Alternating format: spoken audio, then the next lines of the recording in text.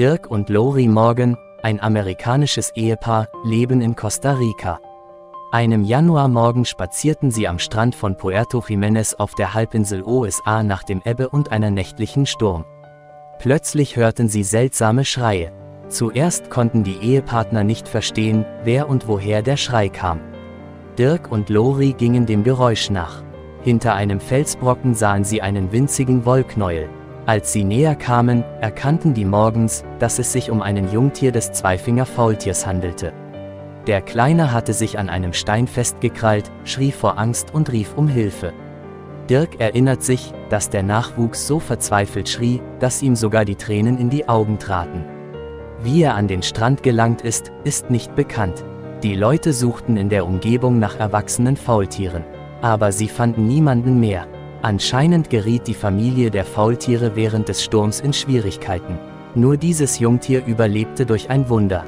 Es war klar, dass dieses Tier ohne fremde Hilfe zum Tod verurteilt war. Die Bäume, auf denen das Tier lebt, waren weit entfernt. Der Nachwuchs konnte sie nicht erreichen. Darüber hinaus drohte ihm nicht der Hungertod. Die Ehepartner bemerkten, dass 2 Straßenhunde auf der Suche nach Nahrung am Strand entlang gingen. Früher oder später hätten sie den kleinen Faultier gefunden. Und dann drohte dem kleinen Tier ein schrecklicher Tod. Die Hunde hätten es einfach zerrissen. Während Dirk auf der Hut war, ging Lori nach Hause. Sie brachte eine Schachtel und ein Küchentuch mit. Der kleine Kerl hielt sich mit aller Kraft. Wahrscheinlich musste er in dieser Position mehrere Stunden verbringen. Das Jungtier wurde in ein Tuch gewickelt und in eine Schachtel gelegt. Man gab ihm etwas Wasser zu trinken. Das unglückliche Tier war erschöpft und sehr verängstigt. Am Strand nach dem Ebbe fanden die beiden etwas Ungewöhnliches, mit Fell bedeckt. Das Fundstück wurde an eine Organisation gebracht, die sich um die Rettung von Wildtieren kümmert, die in Not geraten sind. Hier kümmerten sich Spezialisten um den kleinen Faultier. Sie trockneten ihn ab, reinigten ihn von Sand und Meersalz. Die Mitarbeiter des Wildtierzentrums untersuchten das Jungtier. Es gab keine ernsthaften Verletzungen. Alles war in Ordnung mit ihm.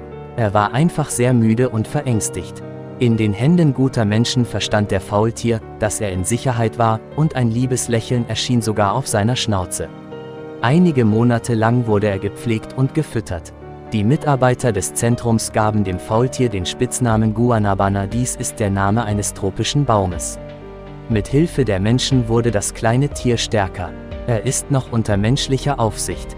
Sobald der Kleine heranwächst und unabhängig wird, wird er in seine natürliche Umgebung zurückgebracht.